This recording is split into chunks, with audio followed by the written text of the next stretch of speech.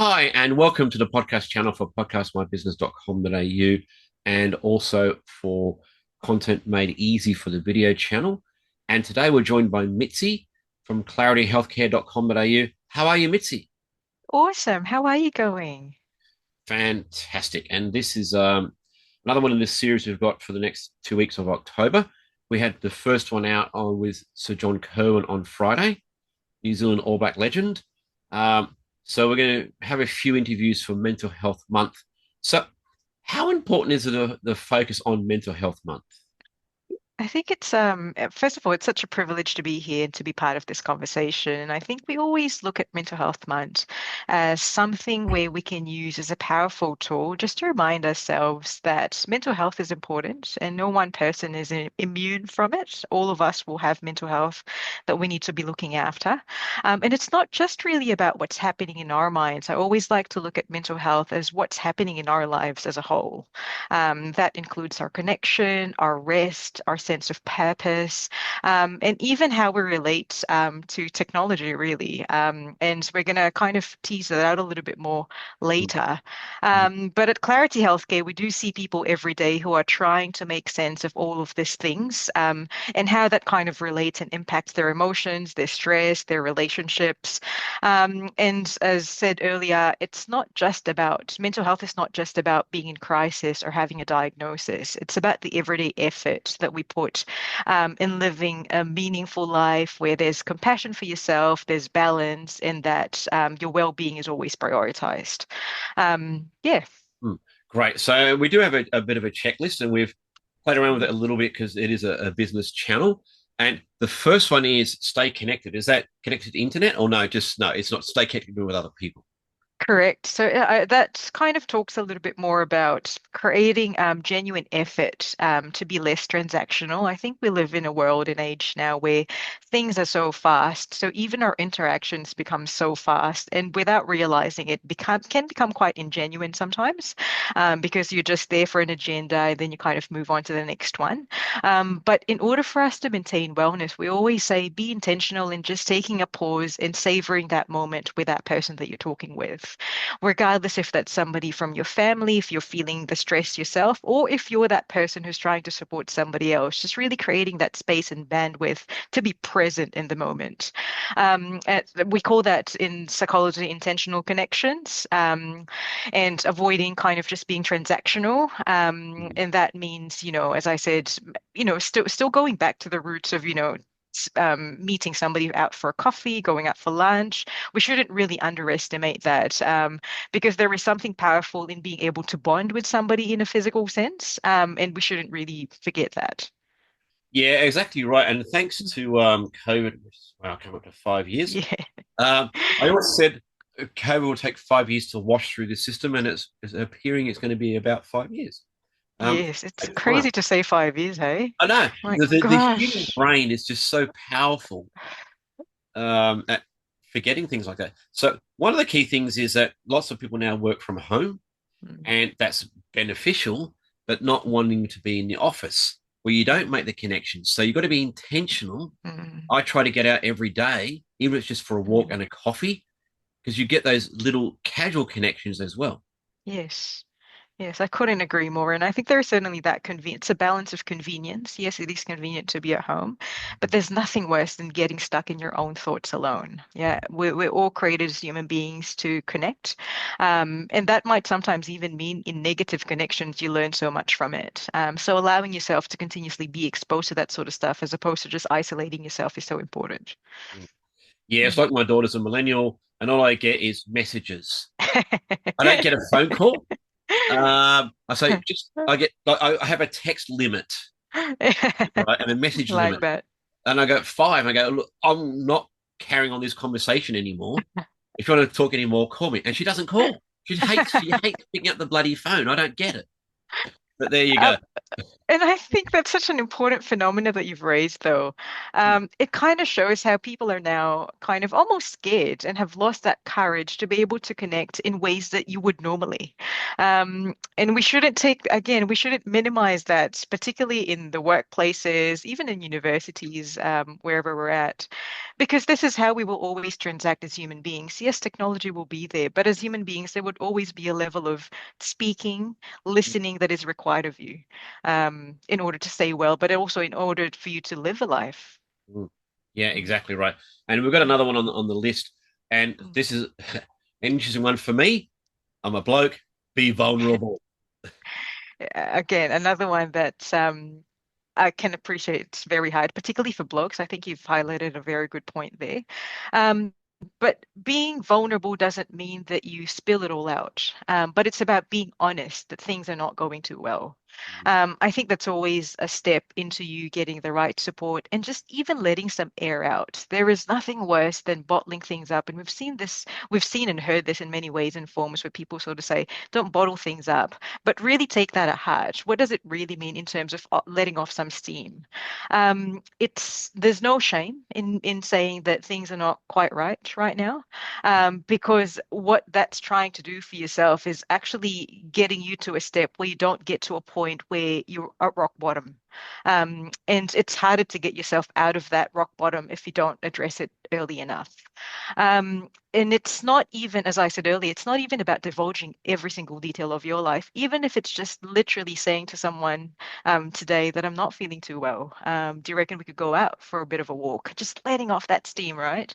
And again, can appreciate as well that not everybody has the same amount of support as other people would. But start with something small. It can be a colleague from work. It can be somebody that you just trust to go out for a coffee with, even. It's really not a weakness, but it's a place for you to start somewhere. Yeah, exactly right. And you got another one here that I like. Stay active. It's Mm. get out, get out of your environment, get out of the Yes. confinement. Just go. Everyone who's listening now, go out the bloody door. Even if Yes. it's just a quick 5 minute walk, take the dog for a walk, take the cat for a walk. Who cares? Just get out and do something. Yes, couldn't emphasize that more. I think, again, don't make it such a big event where it becomes so hard to do. So, for myself, for instance, I'm so guilty about signing up to gym memberships that I never go to because it's just Mm, too unattainable yeah, with schedule. So, make it so doable for you where it's simple. So, as you said, creating, even just allocating a time on your day just to go out for a walk, even if that means 15 minutes, it just creates that mental break for you. It unlocks knots, is what I'd like to call it. And it releases endorphins and serotonin, which all of us would be aware of whenever you do any type of physical activity. mm, yeah. There's another one that coming up about get quality sleep. I always say you can sleep when you're dead. Ooh. Is that not This, good? well, I'd let you answer that question. It's obviously a joke. Um, but in the world of business, you got time zones, you got clients in different parts of the Yes. world, you got meetings, schedules, and whatever. I've got interviews on the other side of the world as well. It's very, very difficult to get quality sleep. What Mm. qualifies as quality sleep? Well, I think being able to compartmentalize first, what's work and what's rest, right? Mm, So even if that means that you're working a night shift in your time, but working a day shift in other people's time, etc. But it's being able to compartmentalize that and being able to quarantine that time for yourself. Your body needs a break. So a good quality sleep means just really allowing yourself to have that quarantine time where it's uninterrupted. And it's easier said than done. I can appreciate that where yeah. demands of life kind of pulls you from everywhere. But without you doing that, I always say sleep and mental health goes hand in hand. Without proper rest, without your brain actually having the space just to kind of think of nothing, it becomes this wide thing that doesn't get rest. Therefore, you get stressed. Therefore, you don't ever get to restart. So I know it's easy to underestimate that. And I think equally important too is creating a routine for you as to what winding down looks like. So as I said, even though your clock might be the opposite of what other people or majority of the people would do. But if you created a routine where this is wind down time, at least you're still giving that time for your body to actually recuperate. Yeah, exactly right. And that's what I do. I have a routine, Good. you know, all ready for bed at a particular time. Now I can't go out. I mean, it's just like Yes. stuck on that. It's not a bad thing. Not a bad thing. Yeah. Okay, we've got another interesting one here. Again, in the world of business, is limit screen time. So, with the world we've got, the first thing I do in the morning when I get up is I look at my phone, look at my emails. Mm. It's not the last thing I do when I go to bed. I'm a bit better than that. But a lot of people, that's what they do. The last thing they do, look at their screen. The first thing they do, look at their screen. What do you mean by limit screen time? Again, quarantining a time where screen time just has its time and place in your life. I Mm. have learnt, having in business for a little while now, to not to look at my phone straight away as soon as I get up from bed. I just create a space of Zen for me. So for me, I pray first. Some people might have a different routine. Some people might get themselves ready for, say, affirmation to themselves, just to set that tone right, where you're not completely vortexed into, responding so quickly with your emails. And then you find that you haven't even given yourself just to pace yourself for the day because you're just in it as soon as every second of your waking day, right? In the Yeah. same token, I do the same before I go to bed. So I try to make sure that I set a time where I say to myself, I don't check my phone now from 10 o'clock. And then within between then and until I go to sleep, I just make sure that I listen to calming music, just setting up different things for you. I know it's completely impossible for us not to use tech anymore, but it's that quarantine space where you sort of compartmentalizing it that it doesn't consume all of your day. Well, the tip for everybody is that I set up notifications between 6 Mm. p.m. and 6 a.m. I get Good no on you. email notifications. So good. Yeah. So everyone should do that. Yeah. You can Yeah. still have a look, and you're right about the thing in the morning. I've got to start doing that. I've somehow got in the habit of, well, who cares if your email is 6 o'clock in the morning or 7 o'clock in the morning? Exactly right. And really, you know how you said as soon as you wake up, you kind of check it. Even if you gave yourself 15 minutes between the 6 o'clock and 6:15 would surely wouldn't make a lot of difference in terms of what we all feel is an urgency to respond to things, right? Yeah. Notifications is a good thing to turn off, not just for emails and stuff, but even social media. We think it's entertainment, right? But it takes a lot of us to even be engaged in content that's available there. Even shopping stuff, like online shopping stuff, it will pop up on your screen. You feel like, oh, but this is fun. So let me check it. But it's actually not giving your brain a break from that. So turning off notifications for everything is a good thing. Exactly right. We had another one for set healthy boundaries, but I think we've covered that. So the other one that we've added in is don't rely on technology.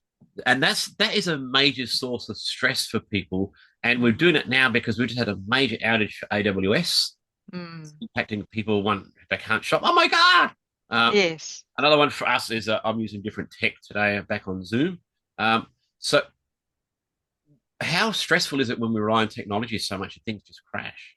Yeah, I think it can be very stressful. And I think I do want to preface that technology has its place. Like it certainly has its place, particularly in mental health. Like I can appreciate that a lot of this digital tools that has been created has really reached a lot of people, particularly those in the rural communities. It provides early intervention, particularly for those who are just trying to figure out if this is the right pathway for them. So having like something accessible online and digitally is really good. It obviously is very important too in terms of efficiency. So I never really say that, technology is crap and we shouldn't use it at all. It can definitely be an enabler. But one of the things that I do want to point out, though, is that do not ever replace it with connection. Yeah. I think technology could never replace things like empathy, which is what we all need for when things are hard in our lives. Talking So about again, it. ChatGPT, apparently ChatGPT can become your best friend. It always Oh, likes yes. It always says yes. I've I've heard that many times. But reality is, it's not meant to be interactive. It's a trained tool, right? It's not it doesn't replace conversations like what we're having now. Yes. Because it doesn't give you the changes in intonation if you need somebody to sound as if they're really listening to you, right? It doesn't give you that empathy, it doesn't give you that sense of warmth Yeah. It certainly gives you the data that you might need for that certain moment, but data needs to always be incorporated with something a bit more softer to ensure that you can actually internalize that for yourself, particularly when we're talking about mental health. So I think never underestimate. I think that we can live in a world where we can utilize both and make sure that one is not overpowering the other. Yeah, exactly right. And the next one is focus on what you can control, and it's quite relevant for now. Is that you can't control? Look at what we've had to do. We've had to change different platforms and whatever. Yes. You can't control everything. There's that part of that is having strategies for when things do go wrong. That's right. So I think again, one of the things that we do in psychology is that we do what we call psychological distancing. So we kind of tease out what is controllable in this particular situation. What can I change? What can I not? And the things that have been placed in the what cannot basket just means that you just have to sit in the discomfort that you have no control over that, as opposed to trying to still make a way to shift that. Yeah. And what that allows you to do is it recognizes that you're a human being. Therefore, you can't control everything. Mm. And in that season where you feel like you're so out of control that something will always work out, but it's actually managing what you can so that you're also not dropping the ball from the things that you can. Yeah, exactly right. And there's another one here that's interesting. Take breaks. Again, so much related to what we talked about sleep, right? But of course, breaks doesn't always have to be sleep. It can literally be just moments to breathe in between in between meetings, engagements, and stuff. Again, we underestimate the power of that because we jump from one activity to the other, but we're not creating a space for our brain just to actually decompress from what has happened from that particular meeting before we jump into the next one. So I'm even talking about literally taking deep breaths, inhale for four, exhale for four before you jump into the next conversation, going out for a fresh air, pausing in between meetings, as I said. And as I said, that doesn't have to be just deep breath. It can be like literally like reading something affirmative that will just uplift you. Mhm. Creating a circuit breaker for yourself is really important. And also, of course, stretching. Yes, Stand up and stretch. Easy yes. way of getting a quick break. Yeah, all important stuff. Okay. And look, I guess one of the main things is out of all of this is that it's easy to not know where you are and not know that Mm, you've got an issue, not know that you've got a problem because you're just too busy. And I think the mm. key thing is to get support early. Mm, mm. Completely agree. And again, you know yourself better. I hear your point though, in terms of sometimes you get caught in life, in work, that you are unable to recognize that yourself, but you're the person who knows you best. And in the absence of you having that visibility anymore because of the busyness of life having taken you to that point, make sure you listen to the people you trust. I always say that people will always see a different lens outside of you because obviously that's the reality of life. It's just different visibility altogether. Yeah. So making sure we don't lose sight of that. I always say too that addressing things when they're so small is something not to be invalidated. In fact, that's the best thing that you can do for yourself because it prevents you from hitting crisis point. I compare that from a headache, right? Like when you're having a bit of a mild headache, you don't wait until it's super extreme and then you take Panadol at that point. Yeah. Usually, Panadol at that point wouldn't work. That's because you left it too late. So it's the same concept with mental health. There is a lot of strength in getting support early. It's certainly a conscious choice, but something that I'm really passionate about continuing to debunk because all of us are predisposed to mental health and there's no shame in it. Yeah, exactly right. Mm. And I just had something pop up on my screen. Don't know where it came from. Look back at your memories. I mean, I've got a new laptop, so it's all you know, lots of fun. All right. So thank you, Mitzi. So anything else you'd like to add? No, it's been an awesome conversation. Yeah. And this is part of the fun in life Mm. as well. Just reach out to somebody, just have a chat, you know, Yes. have a chat with somebody you haven't met, go to a coffee shop, meet somebody there, just chat with somebody, go for a walk with a dog. Just get out, Yes. just engage, get out there and do something. Yes. Yeah. Yes. Really simple to do. All right. So Yes. thank you, Mitzi, from clarityhealthcare.com.au. And thank you. Thank you so much.